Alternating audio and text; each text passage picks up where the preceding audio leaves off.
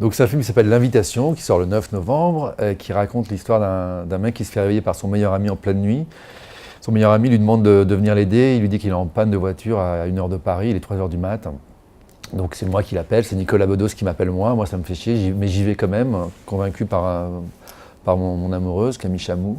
Et quand j'arrive, je me rends compte en fait qu'il n'est pas du tout en panne et qu'il a fait un test de l'amitié pour voir voilà, qui viendrait pas, s'il était dans la merde. Et donc on se retrouve avec plein de gens, alors chacun le vit plus ou moins bien. Et puis ça dérive en grosse fête sur l'autoroute, mais moi je le vis très mal. L'idée d'avoir été testé par mon meilleur ami, voilà, je le vis très mal et ça va réveiller plein de choses entre nous. Voilà, c'est une histoire sentimentale, une comédie sentimentale sur l'amitié.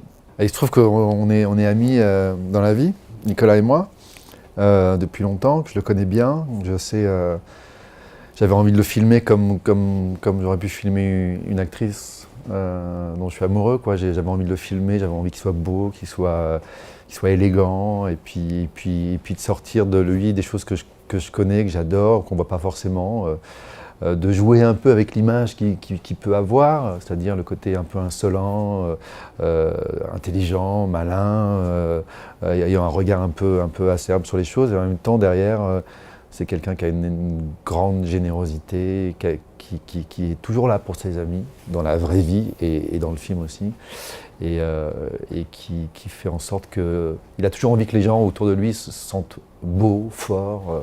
Et voilà, Nicolas est comme ça. Voilà, et c'était un tournage très intense parce qu'on était beaucoup tous les deux. On tournait parfois de nuit, sur une route, à 1h de Paris.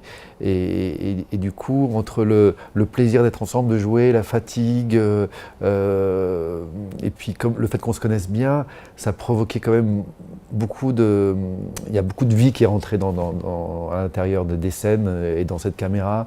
Et beaucoup d'impro, le film est assez écrit, mais on a laissé rentrer la vie et du coup, c'était très agréable parce que parfois on oubliait presque la caméra et ça crée des scènes, je trouve, assez belles entre nous.